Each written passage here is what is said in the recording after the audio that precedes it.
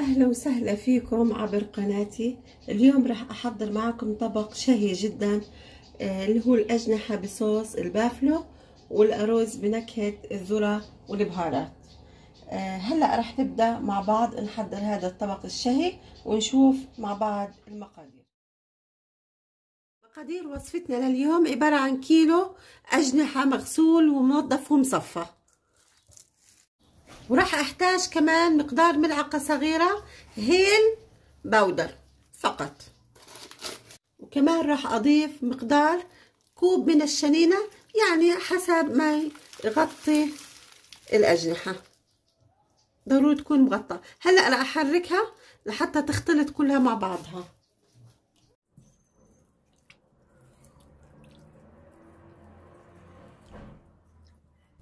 وهلأ راح اتركها بالثلاجة مدة يوم كامل، وهذا الافضل.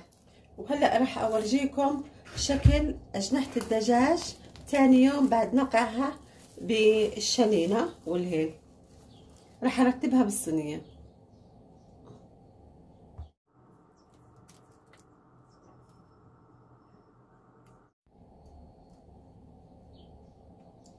وهنا عم برتب الأجنحة ترتيب بالصينية أمامكم،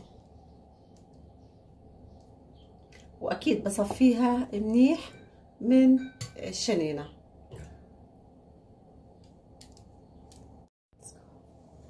وهذا شكل الأجنحة أمامكم بعد ما رتبتهم بالصينية. راح أخبزهم على حرارة 200 من 30 إلى 35 دقيقة، وحسب حرارة الفرن اللي عندكم، يعني حتى يستووا. وهي البهارات اللي راح أحتاجها لحتى أعمل صوص البافلو: ملعقة صغيرة بابريكا حلوة، ملعقة صغيرة بهار الناتشو، نص ملعقة صغيرة بهار الثوم، وملعقة صغيرة بابريكا مدخنة، ونص ملعقة صغيرة بهار البصل.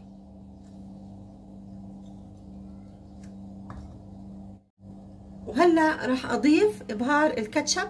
بالنسبة لكمية بهار الكاتشب انتو حسب الرغبة، من نص كوب لكوب، وبعدين اللي بحب حار عادي، يعني مثل ما بتحبوا. استخدموا اي نوع كاتشب انتو بتفضلوه وبالنكهة اللي انتو بتحبوها. راح احركهم مع بعض لحتى يختلط الكاتشب مع بهارات اللي راح احتاجها بصوص البافلو.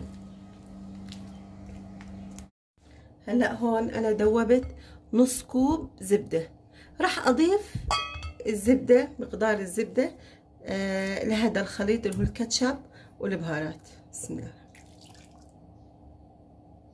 ضروري يكون ساخن، وراح احركهم بسرعة مع بعض.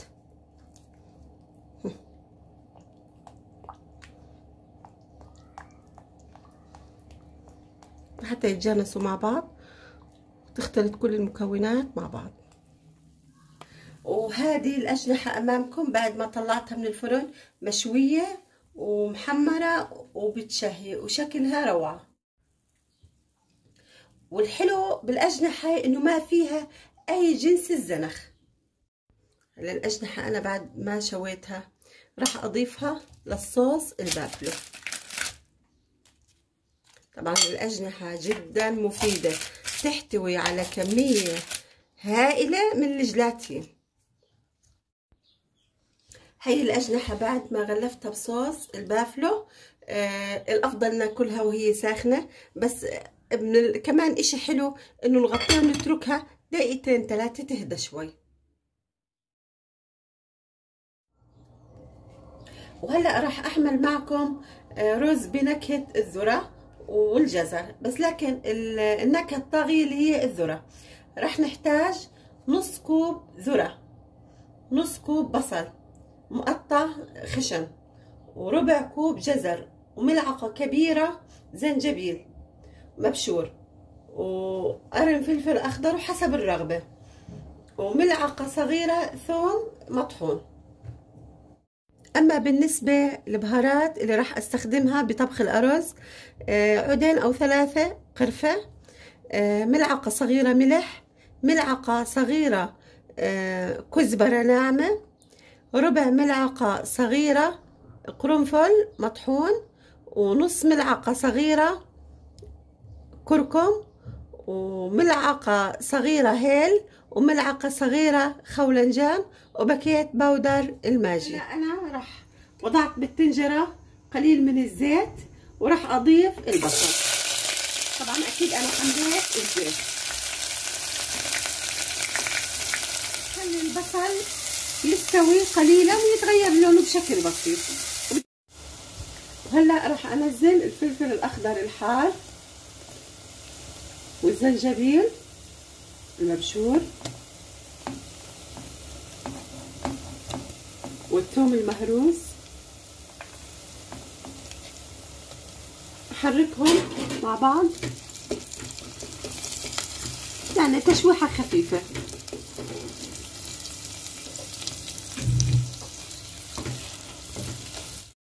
وهلا راح اضيف الجزر والذرة.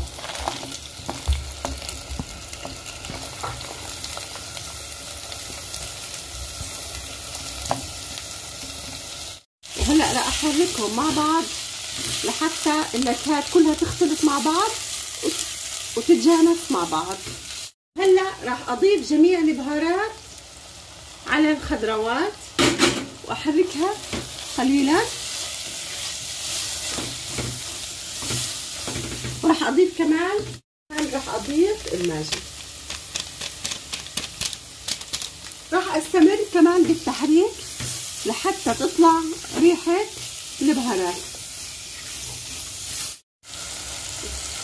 وهلا بعد ما طلعت ريحة البهارات وتحمصت مع بعضها، راح اضيف الماء حوالي 2 كوب ماء. راح احركهم، وبعدين بدي اتركهم بعد ما يغلوا حوالي 3 دقائق فقط. وهلا راح اضيف الارز بعد ما غلى الخليط امامكم. طبعا الرز مغسول ومنقوع ومصفى، منقوع طبعا لمدة 3 ساعة. بدي احركهم مع بعض.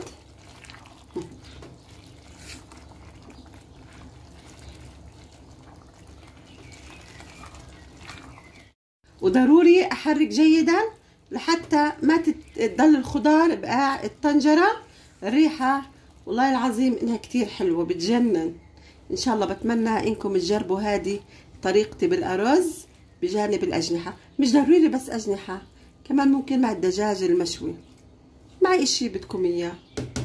لا انا راح اورجيكم كيف احنا راح نضيف الماء لاي نوع من انواع الارز البسمتي. ها راح اضيف الماء كمان.